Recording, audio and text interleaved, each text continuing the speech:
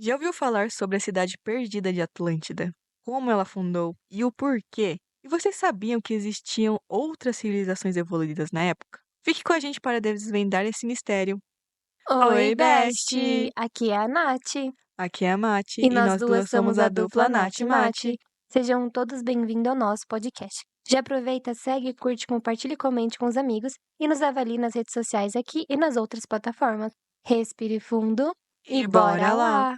Bom, pessoal, no episódio de hoje vamos falar sobre uma trilogia que é excepcional de bom, chama Telos. A gente já comentou aqui em episódios anteriores sobre esse livro. E hoje a gente veio falar especificamente deles. Já ouviram falar de Atlântida? Muita gente acredita, né, nessa história e a gente também. E a gente veio trazer como ela fundou e o porquê dessa desse desastre, né? De forma clara, quem escreveu esse livro foi a Aurélia Louise Jones. Ela morava na Califórnia, né? Infelizmente, ela acabou atravessando de plano, ela acabou deixando esse plano. E ela deixou pra gente esse presente, que seriam esses livros sobre Telos. O que seria Telos? Telos é uma civilização intraterrena que fica lá no Monte Shasta, na Califórnia. Mas antigamente, eles não moravam lá, eles não viviam lá. Eles viviam em outro continente. Há milhares de anos atrás, existia uma civilização chamada Lemúria e Atlântida. Inclusive, era uma das principais da época. Eram civilizações que abrigavam muitos seres de outros planetas extremamente evoluídos. E nessa época, Atlântida, os Atlantes, eles acreditavam que eles, como os seres assim, vamos dizer, mais evoluídos, por terem uma civilização maior, e a Lemúria, que também era uma das civilizações maiores da época, deveriam comandar todas as outras civilizações inferiores, porque eles acreditavam que as civilizações menores não dariam conta de se manter. Ao contrário da Lemúria, dos lemurianos, que eles não concordavam, eles acreditavam que cada civilização tinha que ser responsável por si e seguir a sua evolução individual, sim, civilização por civilização, cada uma, entre aspas, no seu tempo. E aí, acontece que eles entraram em guerra. Então imagina duas potências extremamente evoluídas entrando em guerra. O que aconteceu? Guerra nuclear. E aí, foi aí que deu ruim, né? Vamos dizer assim, que é onde aconteceu a queda da Lemúria e da Atlântida. Os lemurianos, eles perceberam que ia acontecer essa queda, eles receberam essa mensagem e o que eles decidiram? Eles pediram ajuda para os povos da época intraterrenos e eles pediram permissão para construir uma cidade no Monte Shasta, na Califórnia. Infelizmente, eles finalizaram a cidade, só que eles não conseguiram levar todo mundo para lá, porque eles tinham um plano que em 15 mil anos ia sucumbir tudo. Lemúria, Atlântida e todas as outras civilizações. Acontece que essa queda ocorreu antes do prazo. E eles, infelizmente, não conseguiram levar só, tipo, 25% da população para Telos, que é essa civilização intraterrena. E quando isso aconteceu, muitos dos sacerdotes que ajudavam a liderar essas civilizações, eles decidiram ficar e cantar uma música para acalmar e acalentar o coração daqueles que ficaram para trás. E assim começa a queda da Atlântida. Exatamente. Uma coisa interessante que muitos de nós mesmo aqui que estamos na Terra, a gente estava naquele momento. Então, quando ela falou da música, muitas pessoas, às vezes, ao escutar, sente no coração um chamado maior, porque até o próprio livro inteiro e a história, ela chama você para essa civilização, porque muitos de nós somos ou da Atlântida ou da Lemúria. Então, a gente vai até deixar o link na descrição da música para vocês ouvirem e se ressoar, vocês vão saber que é para vocês. E naquele momento, eles tiveram que fazer uma escolha. Então, como ela falou, os sacerdotes, eles escolheram ficar para ajudar aquelas civilizações que iriam morrer. Porque, querendo ou não, eles sabiam, né? Eles acabaram recebendo essa informação antes. Existem relatos de pessoas que sonham que estão morrendo soterradas, assim, que até aterroriza. Possa ser que você foi um Atlante ou foi um Lemuriano que acabou sucumbindo junto nessa época. Conforme você vai abrindo a consciência, né, expandindo, buscando, indo atrás desse autoconhecimento, parece que esses tipos de informações acabam chegando a você. Se você sempre foi daquele que questionava o porquê do porquê, eu não acredito em Big Bang. Eu acho que o Big Bang foi só uma tentativa de explicação científica que pra mim não cola, e eu acho que talvez pra muitos também não faça sentido. Eu creio que seja algo muito além disso, do que só uma explosão cósmica. Eu acho que tem muito mais do que isso. E para aqueles que ressoarem, seja bem-vindo a esse mundo maravilhoso e de muito conhecimento e sabedoria. E uma coisa muito interessante também que o legal desse livro, vocês vão perceber que para cada um vai ser de uma forma, e o autoconhecimento vai ser gradativamente, assim, você vai aprender muitas coisas, e a oportunidade de você aprender sobre essa civilização da fonte.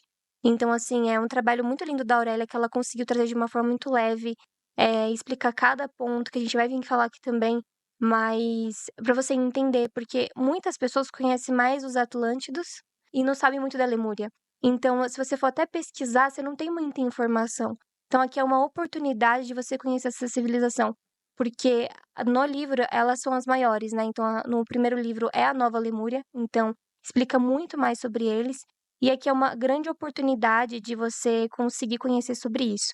Uma outra coisa também que falou que eles ficam no Monte Shasta, né, ele é um monte lindo, se vocês forem pesquisar, a gente vai até deixar as imagens aqui, mas ele é totalmente protegido, então assim, para você conseguir entrar, que é o sonho, né, a gente tenta aí, faz muita coisa para poder ter essa oportunidade de conhecer, mas para você entrar é um grande protocolo aí, você tem que ler os livros também para aprender as meditações, as canalizações, e você tem que ser convidado.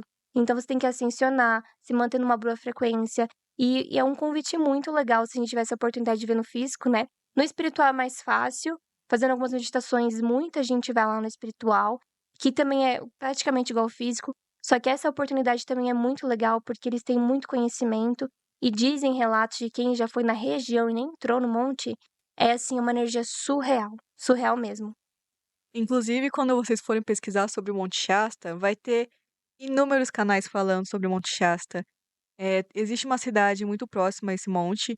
Eles têm uma admiração pelo Saint-Germain, que ele é o responsável pela chama violeta. Não sei se vocês já ouviram falar, a chama da transmutação.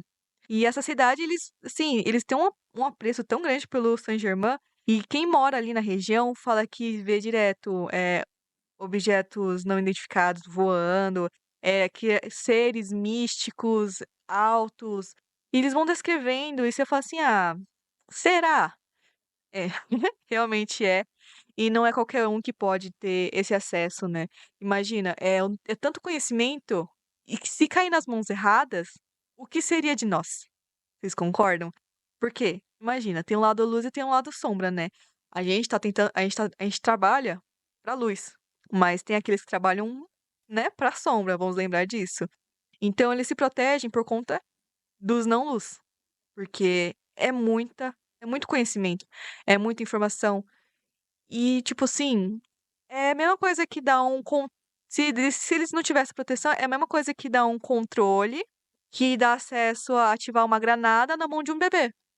Qualquer hora que ele apertar, ele explode tudo. Então precisa ter esse cuidado, precisa ter essa proteção.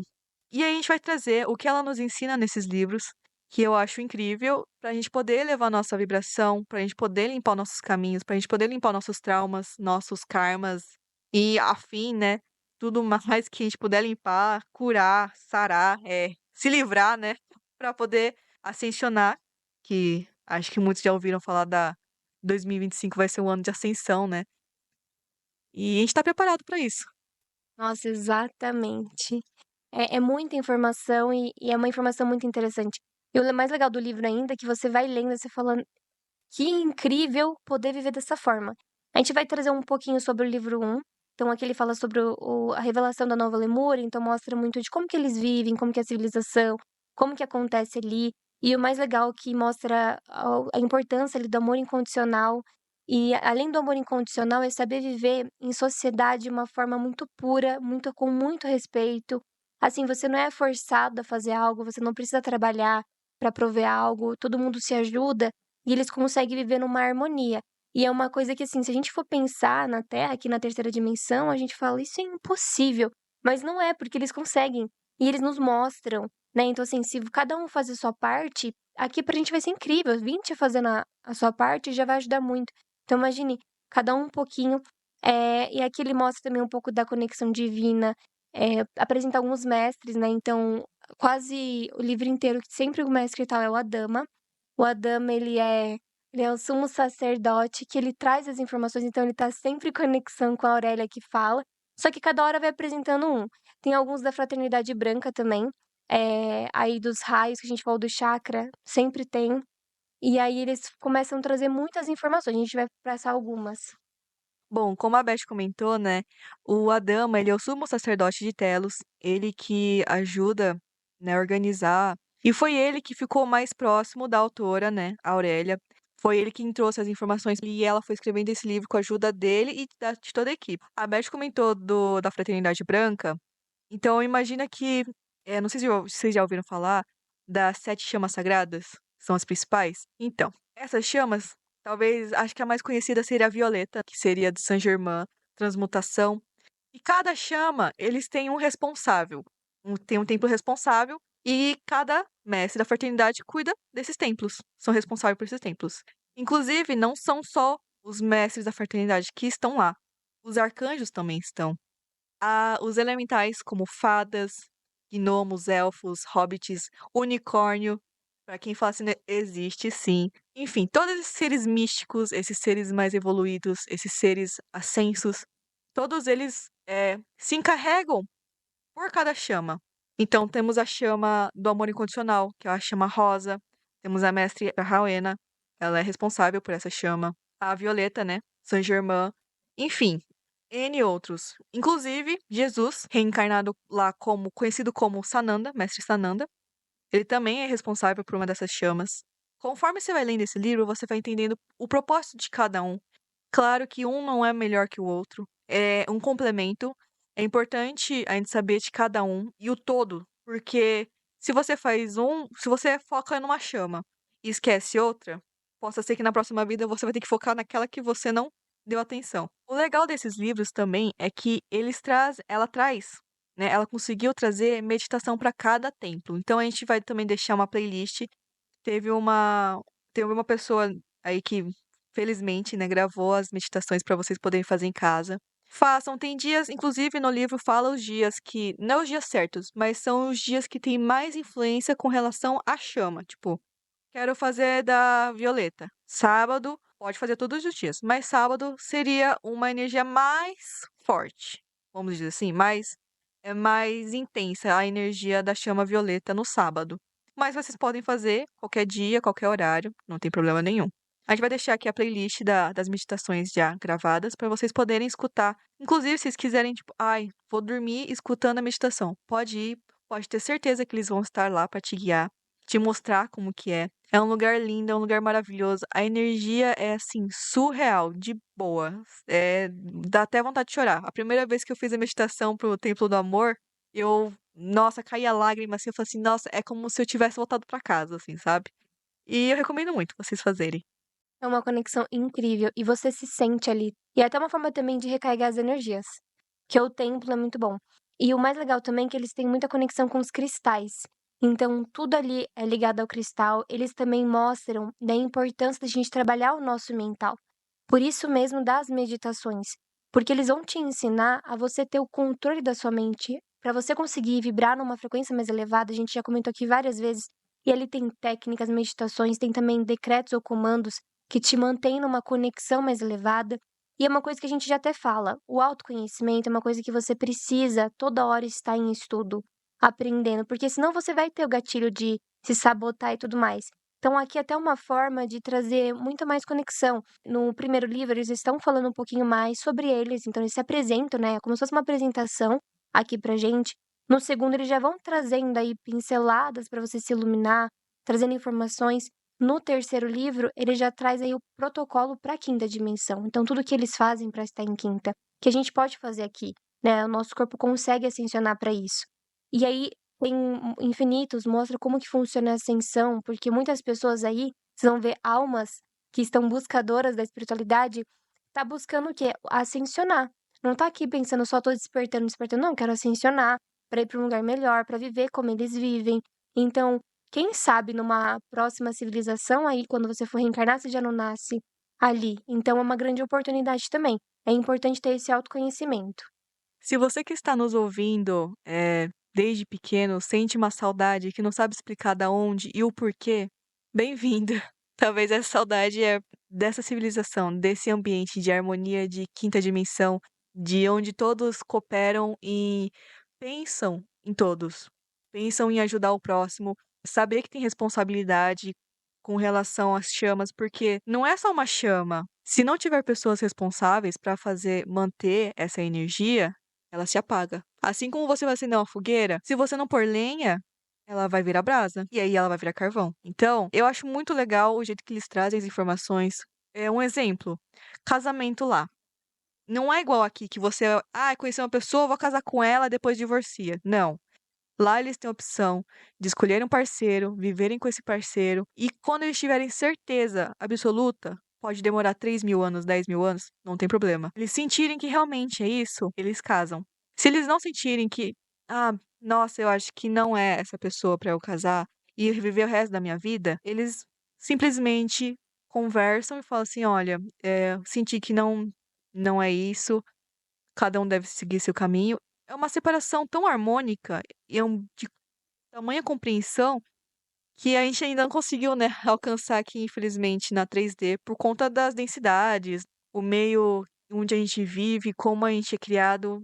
E infelizmente a gente não é ensinado que não há necessidade de conhecer a pessoa, tem que casar com ela. Não. Lá eles ensinam que você pode conhecer a pessoa, se não for ela, você procure outra. E assim, até você se sentir confortável e falar assim, é ela. Porque a partir do momento que eles se casam lá, eles não se separam mais. É pro resto da vida. Esses seres, eles vivem, tipo, milhares de anos, praticamente imortais. Então, eles só vão desencarnar a hora que eles realmente quiserem desencarnar, porque senão vão viver 15.000 anos, 20.000 anos e daí por diante. Uma coisa muito interessante você falando do casamento é exatamente com crianças também. É uma coisa bem legal quem é mãe ou tá querendo ter filho, às vezes fica pensando, nossa, hoje em dia, no mundo, às vezes não dá nem vontade de ter colocar uma criança no mundo por conta de como vai criar, como que tudo mais. E tem tanto ensinamento que você fala, nossa, é possível. Tem como criar a criança aprendendo muito mental. Eles são inteligentíssimos. Desde crianças eles estudam a mente. Tem uma conexão muito grande. E o mais interessante é, como ela comentou do casamento, aqueles casais que só estão juntos, eles não podem ter filho. E não é uma coisa assim que eles querem. Eles até sentem que não é o momento. Então, quando for algo muito harmonioso, é que você pode ter essa possibilidade de ter uma criança. E você tem um grande amparo de muitas pessoas, né? Até fala que eles têm mais de 10 padrinhos. Porque o quê? Você tem um pai, uma mãe, só que você tem outros pais e mães que vai te auxiliar. Então, todo mundo ali vira uma grande família. E para as crianças é muito bom, porque para eles é incrível viver. Então, assim, provavelmente eles não vão ter a densidade que a gente tem, na verdade eles nem têm, né, por conta que é muita informação, eles aprendem muito cedo, estudam várias línguas também, é uma coisa que aqui a gente não tem esse costume, mas ali eles buscam mesmo. Então é até uma forma de ter uma ótima criação, aprender aí a conviver em uma sociedade, a harmonia, é uma coisa que eles têm desde pequeno, então, vai crescendo, às vezes quando vai ficando adolescente, eles podem escolher fazer tipo um estágio deles em várias áreas para ver o que que eles gostam. E assim, vai realmente fazer algo que ressoa o seu coração. É muito interessante essa parte do filho, porque aqui na 3D, né, muita gente acaba tendo os filhos sem planejamento, com certa falta de responsabilidade e acabam, né, abandonando essas crianças, faltando amparo para elas e aí acaba crescendo, né, crianças com falta de carinho de pai ou de mãe. E lá não, eu achei isso incrível, que eles têm mais de 10 padrinhos onde vão acolher essa criança. Inclusive, para ter essa criança, precisa de uma autorização, né? Nem fala assim, vou ter o filho, não, é precisa de uma autorização para ver se aquele casal está preparado para ter esse filho. E sim, é tudo num consentimento, num sentar e conversar, sabe? Não é chegar e falar assim, vou ter, não. Eles sentam e conversam, eles acordam, sim, não, daqui a pouco, daqui a um tempo, e eles vão, né, entrando em acordo. Outra coisa interessante que eu acho que é legal de trazer é como eles constroem a casa deles. Tipo assim, aqui na 3D a gente demora quase 1 ano pra construir uma casa, né? Lá é questão de minutos. Pois é, questão de minutos. As casas normalmente são feitas de cristais e elas não têm, igual a gente vê, paredes quadradas, quartos quadrados. Lá é tudo redondo.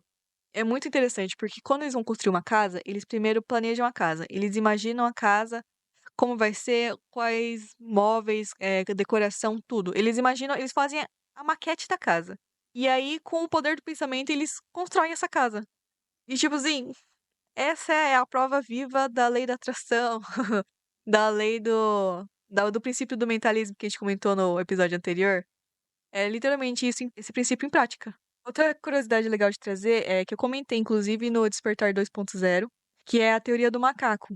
Não sei se vocês escutaram, mas existia uma ilha japonesa onde viviam apenas macacos, e os pesquisadores japoneses eles queriam fazer um teste e começar a jogar batata doce crua nessa ilha, para ver como os macacos iam se comportar. Percebeu-se que os macacos jovens, né? Um macaco jovem falou assim: Ah, eu gostei da batata, mas eu gostei da areia. Vou lavar a batata nas águas termais. E aí ele começou a lavar, e isso se repercutiu entre os mais jovens, mais entre os jovens do que os mais velhos. Quando foram perceber, depois de um certo período, praticamente 100% dos macacos estavam lavando as batatas antes de comer. E percebeu-se também que em outras colônias de macaco estavam fazendo exatamente a mesma coisa, sendo que essas colônias não tinham contato uma com a outra. Então, como isso surgiu, né? Como isso foi acontecer? Eu entendo que essa teoria é como nós. Conforme a gente vai se limpando nossos traumas, dos nossos karmas, se libertando dessa densidade, dessas travas, a gente acaba atingindo um alguém, uma outra pessoa que você provavelmente não vai conhecer, mas que vive nessa 3D. Então, conforme a gente vai se limpando, a gente ajuda o outro a se limpar. Porque imagina que a gente é um imã. Nós somos um imã. E o que a gente está movendo, o que a gente faz é o que a gente atrai. Então, se eu começar a procurar ir atrás do autoconhecimento das minhas curas, eu com certeza vou conseguir influenciar com a minha energia outra pessoa que vai começar a querer buscar o autoconhecimento e as curas também. E o Telos 1, ele traz muito isso, assim, limpem o karma, limpem as formas, as crenças limitantes, que assim você vai conseguir chegar na quinta dimensão, conseguir alcançar, sentir o gostinho de como é realmente viver nessa energia incrível, nessa energia maravilhosa que é a quinta dimensão. Incrível. Agora a gente vai para o nosso Best Indica. E aqui, na verdade, vai ficar o que falamos no episódio inteiro. Primeiro, a gente vai indicar a trilogia de Telos, então 1 e o 2 e o 3. Hoje a gente focou mais no primeiro, mas é interessante vocês lerem o 3. Também vamos indicar as meditações, que vai ficar aqui o link, é bem legal vocês fazerem. Escolha o que ressoa com o seu coração, o que vocês sentirem. E é sempre importante lembrar também, é muito ligado ao amor incondicional. Vocês vão sentir o amor no livro. É super interessante. Às vezes podem até escutar, alguns preferem audiobook, não importa. A conexão que vocês vão ter é tão incrível que vocês vão achar que tá em outro mundo mesmo. Vocês vão entrar na energia da Lemúria e da Atlântida. Bom, passamos para lembrar também que vamos ter a parte 2, falando do livro 2 e 3. Esperamos vocês no próximo episódio. Bom, pessoal, ficamos por aqui. Se você gostou desse episódio, lembre-se de compartilhar com os amigos e seguir o nosso podcast em todas as plataformas digitais. Fique ligado para mais conteúdo sobre bem-estar e espiritualidade. Até o próximo episódio. Muito amor incondicional, mil beijos de luz!